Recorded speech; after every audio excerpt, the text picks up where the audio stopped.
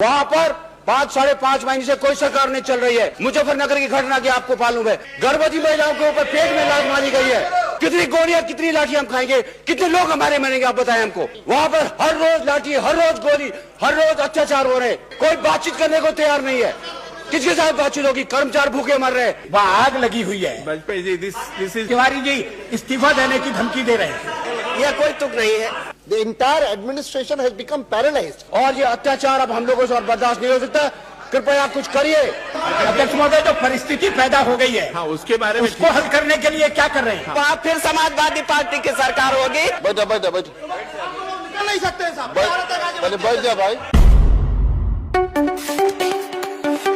के पास प्रस्ताव आया है, 3-3.5 साल हो रहे हैं।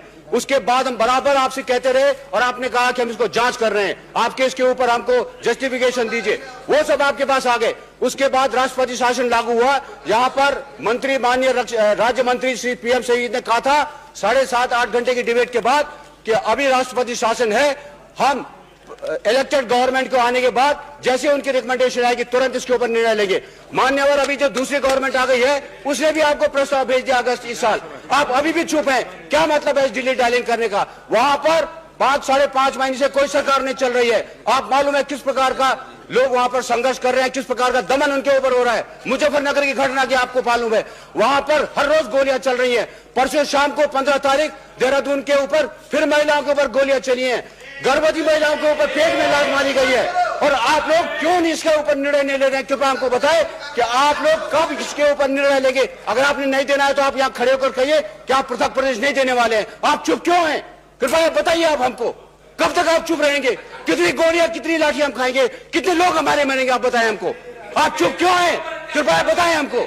और दूसरी बात अध्यक्ष जी, मैं जानता हूं समय कम है और मैं इसलिए इसके ऊपर बहुत बोलना चाहता था, लेकिन आपने मुझे समय दिया है। दूसरी बात है, 5 महीने से वहां पर कोई प्रशासन नहीं है, कर्मचारियों को कोई वेतन नहीं है, भूतपूर्व सैनिकों की पेंशन नहीं है, स्कूल कॉलेज बंद है, 0 ईयर हो गया है।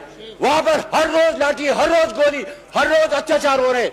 आप कब तक चुप रहेंगे? क्यों नहीं आप इसके ऊपर निर्णय लेते? आप वहां पर मुलायम सिंह सरकार को समर्थन दे रहे हैं, यहाँ पर आप चुपचाप होकर बैठे। किसके साथ बातचीत होगी? कोई बातचीत करने को तैयार नहीं है। किसके साथ बातचीत होगी? कर्मचारी भूखे मर रहे हैं। वहां पर आपकी सरकार ने और मुलायम सिंह की सरकार ने मिलकर PDS की दुकानें बंद कर दी है। 35-40 रुपए किलो चीनी मिल रही है। खाने के वो कीड़े वाली चीनी जो आप दे रहे हैं वो भी वहां पर 40 रुपए किलो मिल रही है। कब तक ऐसा चलता रहेगा? लोगों के पास पहाड़ में आज ठंड के अंदर केरोसिन ऑयल नहीं है, घर के अंदर दीपक एक लैंप जलाने के लिए। मेरा आपसे निवेदन है कि कृपया तुरंत इसके ऊपर आप कुछ करिए। और ये अत्याचार अब हम लोगों से और बर्दाश्त नहीं हो सकता। कृपया आप कुछ करिए, जल्दी इसके ऊपर कुछ माने।